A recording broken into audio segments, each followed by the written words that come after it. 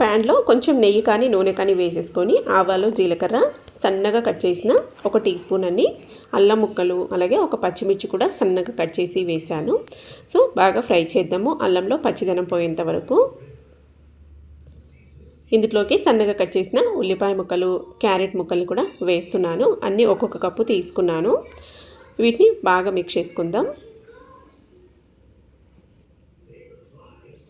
ఇప్పుడు ఇందులోకి 1 cup tomato ముక్కల్ని వేసుకున్నాను. అలాగే 1 కప్పు కాలీఫ్లవర్ ముక్కల్ని కూడా వేసుకున్నాను. సో మీరు ఇంకా ఎక్స్ట్రా వేరే వెజిటేబుల్స్ కూడా యాడ్ చేసుకోవచ్చు. బీన్స్, క్యాప్సికము ఇలాగా. అలాగే పచ్చి కరివేపాకు 1 రెమ్మంతా సన్నగా కట్ చేసి వేసాను. అలాగే రాళ్ళుప్పు కూడా రుచికి సరిపడా వేసాను. సో అంతా బాగా మిక్స్ చేసుకొని ఇందులోనే మిరియాల పొడి అలాగే రెడ్ చిల్లీ పౌడర్ కూడా వేసుకున్నాను. కొంచెం ఒక 1/2 టీ స్పూన్ దాకా పంచదార వేసాను. అంతా బాగా మిక్స్ చేసుకుందాం ఇలాగా. కొంచెం పసుపు కూడా వేసాను 1/2 టీ స్పూను. సో ఇవి బాగా మగ్గుతూ ఉంటాయి. ఇక్కడ చూడండి ఓట్స్ తీసుకున్నాను నేను ఇక్కడ. ఈ ఓట్స్ని ఇప్పుడు ఇందులోకి వెజిటేబుల్స్ చూసారు కదా కొంచెం మగ్గాయి కదా, ఇప్పుడు ఇందులోకి వేద్దాము. 1 కప్పు ఓట్స్ తీసుకున్నాను.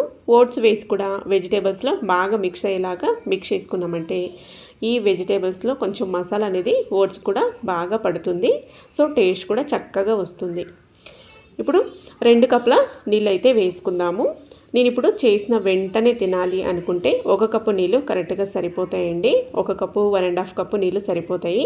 లేదనుకుంటే ఒక 2 కప్పుల దాకా కూడా వేసుకోవచ్చు. కొంచెం చల్లారే కొద్దీ చిక్కపడుతుంది. ఒక 1/2 టీ స్పూన్ దాకా సాంబార్ మసాలా వేస్తున్నాను. వద్దంటే స్కిప్ చేసేయచ్చు, వేసుకుంటే టేస్ట్ బాగుంటుంది. చూసారా ఇలా ఒక 5 నిమిషాల పాటు మీడియం ఫ్లేమ్లో ఉడికించుకున్నామంటే చక్కగా మనకి మసాలా ఓట్స్ రెడీ అయిపోతుంది. సో దీన్ని వేడివేడిగా తింటేనే బాగుంటుంది టేస్ట్, చల్లారిన తర్వాత తింటే బాగోదు.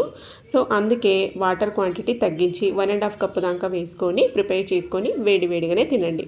ఫైనల్గా కొత్తిమీర తురుముకి బదులుగా నేను ఇక్కడ సోయాకు తురుము వేసేసి బాగా మిక్స్ చేసి ఒక 5 నిమిషాలు వదిలేస్తాను. లేదా ఒక 2-3 నిమిషాల పాటు కూడా వదిలేయచ్చు. వేడివేడిగా బౌల్లో సర్వ్ చేసుకొని తింటుంటే సూపర్ ఉంటుంది. నచ్చితే ట్రై చేయండి. నెక్స్ట్ మళ్ళొక వీడియోతో కలుద్దాం.